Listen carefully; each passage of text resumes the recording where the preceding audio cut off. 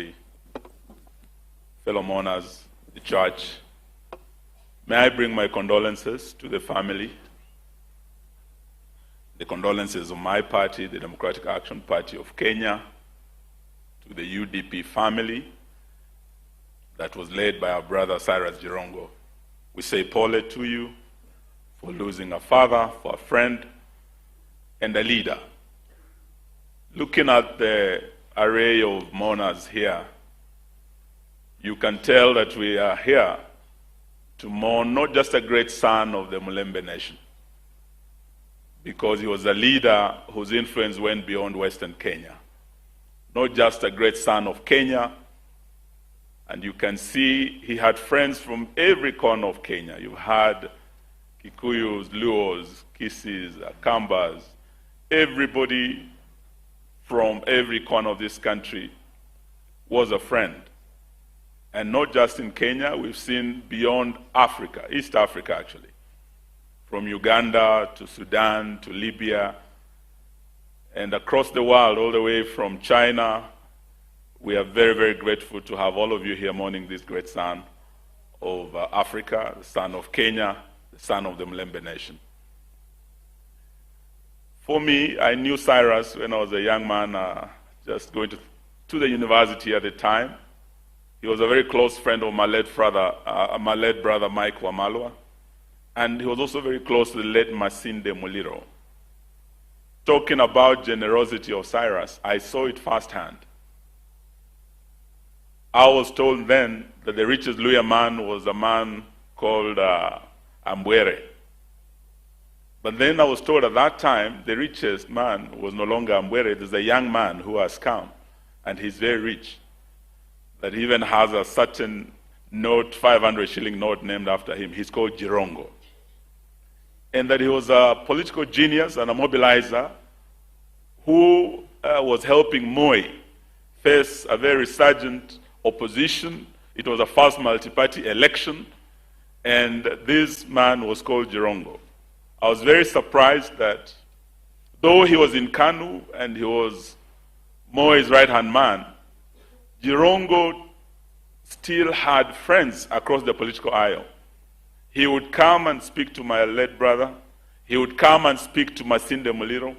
He was not actually limited by political boundaries. And this is how Girongo lived his life. And that is why in this congregation you could see people across the political aisle. He did not know any borders. In fact, if he was a doctor, he would have been one of those Medicinos Sans Frontiers, doctors without borders. He did not respect the border of tribe or religion or region. He cut across.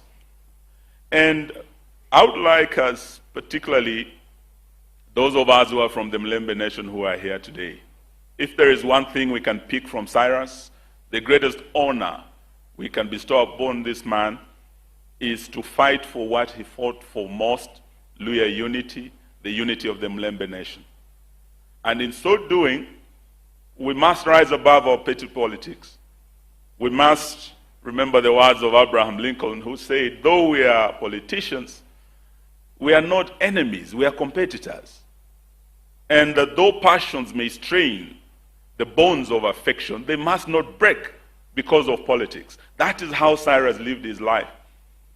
He worked with the opposition, he worked with government, but he reached out to all to unite not just the Mulembe nation, but the greater Kenyan nation. So as we go forth, let us borrow a leaf from this leader from our region, and let us carry on the fight to ensure that, as Moses Kuria has said, the Luya Cinderella finds her beauty, and that beauty lies in the unity that Cyrus fought for. Lastly, we do know that Cyrus was a politician who spoke his mind, who spoke truth to power. In fact, he has left us at a time when we have the debate that has just started about the referendum, constitutional review, and my big sister Martha is here. She led, as the Minister for Justice, the constitutional review that led to the review of our constitution and the birth of the 2010 constitution. That conversation has just started. Of course, they have the debate of Singapore. This is the time we would have liked the dynamite voice of Cyrus Girongo to contribute to this national discourse that is just starting. I'm sure Cyrus might have said, well, we tried this at Bomas, at NADCO, at BBI. But right now, probably he would question, is it really our top national priority, the constitutional amendments that we want to talk about, when half of Kenya is going hungry? 55% of this country do not celebrate Christmas. Families cannot put food on the table. Up north, from Garissa to Wajir to Mandera, people are starving. And we cannot feed these families. And here we are talking about Singapore. He would have asked, our health sector is in a mess. For the first time, Kenyatta National Hospital is about to collapse. Just like a 100-year-old hospital in Kakamega called St. Mary's Mission Hospital that has been there since the colonial times is collapsing because of the failed SHA policies. He would have questioned some of these things, and we will miss that dynamite voice that speaks truth to power. And we must carry on this fight, even in his absence. Thank you, and God bless you. That, guys, follow long political analysis on this channel. And if you are watching us in any other social media platform, kindly please take a minute or two, go to YouTube, search for Mkuu Politics, then subscribe to that channel.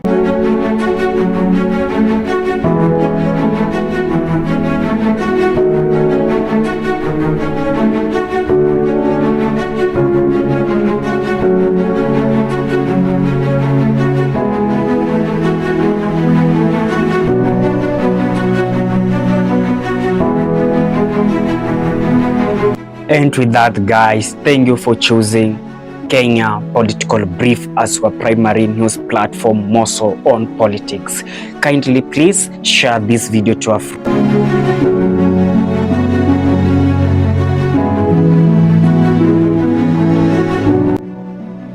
If politics is your passion, this is the place you really wish to be. Kindly subscribe. Bye-bye.